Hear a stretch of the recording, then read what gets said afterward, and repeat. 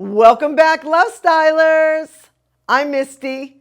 Today I'm going to be talking about my 3 years on a carnivore diet and all the wonderful things that I have learned and some little tips that I can give you today in case you're thinking of trying this. So I do a 90% carnivore diet. 10% of the time I eat vegetables, salad, some chocolate, or some other foods. So I am not perfect, guys. And I lost a lot of weight. I got off my high blood pressure medicine. I've refrained from drinking alcohol because I was an alcoholic for 30 years. And these are just some of the things that I like to mention at the beginning of the video to keep you listening. Also, thank you for subscribing. I want to say thank you and welcome home to our new subscribers. Stick with me this year, guys, if you want to stay on track. So I eat mostly meat and cheese. I want to call it the meat and cheese diet. A lot of people eat eggs and a lot of other dairy products. I might have to go off plan occasionally and have some regular bad foods. So I am not perfect by any means. The main reason I love eating this way and why I've lasted 3 years eating mostly carnivore, guys, is quality of life. This is why I would do such a thing for so long. And I plan on going further, actually. But quality of life is the first thing that comes to mind because I think it's important for me personally to stay away from having to go to the doctor and be on medication. So I cleared my high blood pressure. Guys, I had high blood pressure my entire life until I started eating this way 3 years ago. So when I went on to keto, which was 5 years ago, I lowered my blood pressure just a little bit. But I wanted to remain off of blood pressure meds, guys, or I wanted to avoid becoming a diabetic. I was overweight. And since I've moved over to carnivore, eating mostly meat, dairy, and eggs in my life, I do not need any medication for my high blood pressure because it's gone. Even over-the-counter medications can screw up your body. So these are chemicals. We're trying to do this naturally, and the best place to start is by looking into a carnivore diet. So when we talk about weight loss, a lot of people lose a lot of weight, a lot of fat on the carnivore diet. So that's great, right? But some of us take it a little bit slower by including some regular foods occasionally, like I do. People talk about weight loss so often that it's like almost redundant. Anyone can lose weight. But let's talk for a minute about weight gain. When you are over 40, and you may go to your annual or twice a year you go see your doctor, and you gotta weigh yourself, guys, and we always hate this. Why do we hate this? Especially if you're over 40, because we may have gained weight. We don't want to hear it, right? This happened to me before I started keto and then moved over to carnivore 5 years ago. Every year I would go to my doctor visit and I would have to stand on that scale and find out that I gained a few more pounds from the year before. Now, if you gain let's just say 10 pounds a year, in 10 years, that's 100 pounds. So preventing weight gain. We don't want to become diabetic. We don't want to have to be on meds. And when you're older especially, you can prevent this by dialing it down to the fundamentals, which are nutrients first. A lot of people think that meat makes you gain weight. Well, that is not true. And you can do your own research on this, guys. It's finally out in the regular public that meat is the way to go for where we're going to get most of our nutrients. If you've gained weight from being in the house so much as we have had to do in the last couple years, you might want to start with a carnivore diet to give you a shortcut to losing that weight quickly and even sustaining your weight loss. So I don't think a lot of people talk about sustainability. Now, some people think that the carnivore diet is very strict, and it depends how you look at it. Now, some people walk around hungry all day because they're eating just salads. A lot of vegetarians run into this. So then they turn to the packaged foods and the breads and the pizza, and this stuff is terrible for them. And I love you guys if you're a vegetarian. I love you if you're a vegan. I love you anyway, no matter how you're eating. But if you've ever questioned the choices that you're making because you're trying to stay away from meat, for example, I want you to at least consider today the fact that you might be doing it backwards. If you would have talked to me a couple years back, my interests might have been something more like having a great time, drinking a lot of alcohol during those social events, and sitting on my butt. I don't think I was mature enough. But today, something like being out in nature, where am I going to hike next, would have never been anything I would have thought about 10 years ago. So if you're on your health journey and you want to stay active into the late years of your life, today is a good time to look into the carnivore diet. Check out my other videos, guys, and check out Dr. Ken Berry, check out Michaela Peterson, Jordan Peterson, Joe Rogan. These smart people have already implemented this way of living. They understand it. And guys, they're smarter than me. Well, Misty, you don't even do 100%. Like, what's that about? You shouldn't even call yourself a carnivore. Yeah, like, why is she even saying carnivore diet if she only does it 90% of the time? Like, shouldn't she call it something else? Here's why. Camping, school events, holiday parties, dinner parties. Imagine going to a dinner party for a friend of yours and not being able to eat anything they have made. Sometimes we have to just give in and eat a little bit of stuff that's off plan. It's knowing how to get back on that's important. And fasting is a great tool, and we'll talk about that in a minute. Here's some other reasons. Traveling. Guys, I got to tell you this story about traveling. So Andrew and I are trying to travel these days, and I want to see the U.S. You know, I haven't really seen a ton of my own country, so we're traveling a little bit. Now, I was stuck in an airport for several hours, and I had a hard time finding something to eat in that airport. Man, was this a challenge for me. I should have just fasted the whole time. But for different reasons, I felt that it was smarter if I ate some food. So I had a hard time finding anything keto or carnivore in the airport. I had to wait for McDonald's to open. When I waited for McDonald's to open, and I asked them, and you'll find this to be true when you go carnivore, can you please serve me this double cheeseburger, double quarter pounder with cheese without the bun? Guys, I swear to God, they looked at me like I had 5 heads. They just couldn't understand why I would eat a double cheeseburger with bacon on it without the bun. They just couldn't handle this order. They served it to me, cheese side down. I'm there trying to eat it in the airport. Messy. Andrew had a bagel, which I disagree with, but it stressed me the heck out. So whether you're ordering at a 5-star restaurant or just McDonald's, you're going to get looks. You're going to get confusion from the person you're ordering it from.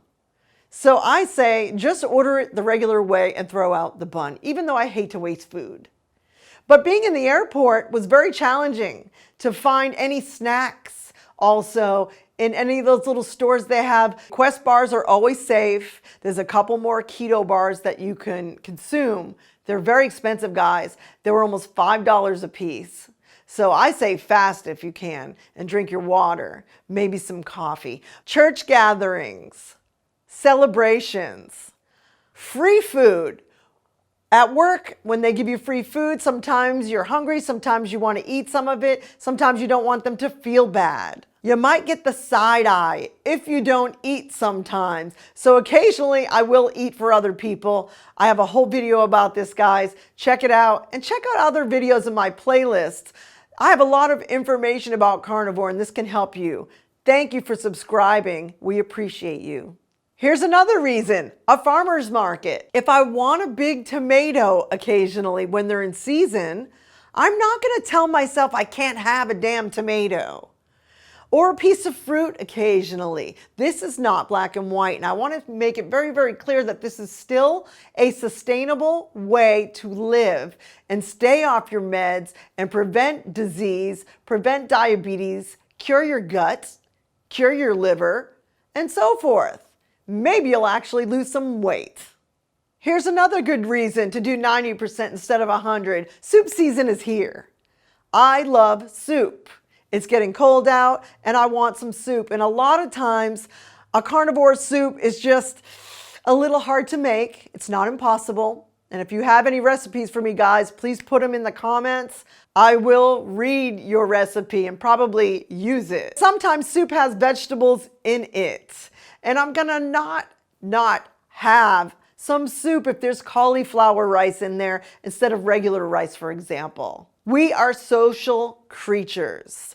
And because we're social creatures, we are products of our environment.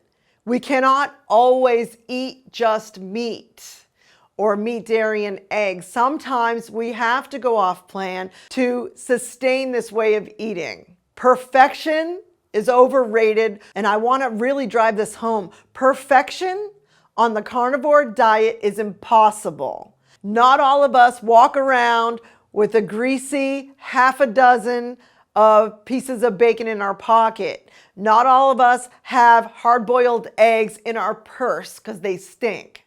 So I'm just trying to put it into perspective here that being perfect is not what carnivore is about. You know, one of the things that I noticed over these last 3 years especially is if somebody would offer me some food and I would say, I can't have that. I noticed that I was saying, I can't have that. And I've recently tried to change the language that was coming out of my own mouth. I didn't think it was resonating with me quite so well because I'm choosing not to have it. So it's not that I can't, it's that I was choosing not to have it. So now I just say, no, thank you. Also, the cellulite reduction is very fast as compared to even being on a keto diet, as compared to working out like a beast. I do not do heavy workouts. Now, I do walk 3 to 4 miles 5 days a week, but that is not considered a heavy workout. And guys, I could use to go into the gym, back into the gym and do my upper body because I have a little saggy arms and I want to get rid of those little bat wings, and I'm not at my goal weight. I'm still a little bit chubby. I have worked out like a beast in the past. And even in my 30s, the cellulite did not come off as quickly as it does when you eat nutrient dense. Do yourself a favor. If you eat this way for a while, take pictures every few months and you will see that I'm right about the cellulite reduction being insane. And this is very, very exciting. Remember too that the food companies do not have our back. The food companies do not have our back. Those of us who are trying to clean up our health, they want us to be sick. I hate it, guys. I don't even like talking about it because I can't believe that there's so much beauty in the world, but yet there's a lot of evil too. And that reminds me of the healthy balance. You have to have evil, that would be that side, to have good. And it reminds me of the balance of eating right most of the time. If you are eating meat, dairy, and eggs most of the time, and you want to have something sweet, you can have a little bit of fruit. It is not going to do much to you. And that is a much better choice than something packaged or Twinkies or Ho-Hos or Sour Patch Kids like I used to eat. Not to mention the bad oils are one of the main problems people are having in their gut, especially. It screws up your gut when you go out to eat too much and they use the soybean oil and the canola oil and the vegetable oil. So these bad oils are much of the problem if you're stuck in an environment where you have to eat out. So like, I'm gonna give you an example. Very recently, I didn't have a lot of food choices. I had to eat out, which I try to avoid, but we were on the road. This is part of the 10% that I'm talking about for the healthy balance in your life. for sustainability, I had to get a baked potato. And I thought that the baked potato made a lot more sense than getting fries, because the fries would have been deep fried in vegetable oil. And I can't have that in my life anymore. So the baked potato was a lot more of a clean choice in that instance. There are bad ingredients in packaged foods: sugar, emulsifiers, starches, flours, gluten, MSG, and certain seasonings. A lot of them contain MSG, and this is another problematic ingredient that are in so many things that taste so delicious. So when I say the food companies are not on our side, this is the stuff I'm talking about. And guys, when it comes to pasta and bread and all of the things that we learn to put on our plate, if you grew up like I did, my mom always said there has to be a starch on the plate. Well, Mom, you're wrong. And I wish that I had known this earlier. The starches are very problematic. They turn into sugar in the body. And if you take a bite of pasta with nothing on it, it tastes like nothing. I mean, it really tastes like nothing. And even bread. Now, bread has a nice texture, and even pasta has an interesting, sticky texture on the teeth. The chew is nice, I think they say on the Food Network. But I think we get addicted to that chew more than the actual flavor. Like for bread is kind of bland too if you think about it. We smother it with butter, hopefully not margarine.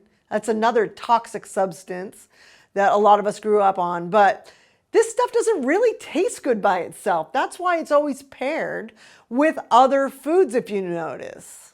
Now let's talk about fasting real quick. So I'm sure if you're watching this video, you've heard of intermittent fasting. Fasting is a superpower. I fast every day of my life, guys. If I ate more than 2 meals a day, guys, I find that I'm hungrier. And I can't really explain why. And maybe you have some clue as to why that happens, but eating less often and leaving a long period of time between meals or snacks is very, very intelligent. Or like what I've been doing lately, guys, is OMAD, 1 meal a day, where I basically fast for 22 hours and then I eat within a 2-hour eating window. And my waist is getting a little bit smaller. It's not extreme weight loss, but it is sustainable. It is doable. I do not go hungry. I'm starting to get used to this OMAD life and I'm loving it, and I'm going to keep going for a while. So after 3 years of eating on a carnivore-based diet, guys, I am loving my life. Check out some of my other videos because I have a lot more information there about some of the other benefits. Things like mental focus, a higher sex drive, better skin, hair, nails, and teeth, moods staying stable and balanced during the day. And that was not the case a few years back. We want to thank you for tuning into Lovestyle today, and stick around in 30 seconds for my truth bomb. Thank you for listening to Black Eyed Soul. That's our band. Andrew and I record right here in this room. Anywhere you find streaming music, we are there, or go to blackeyedsoul.com. My truth bomb today is, I am no expert on nutrition.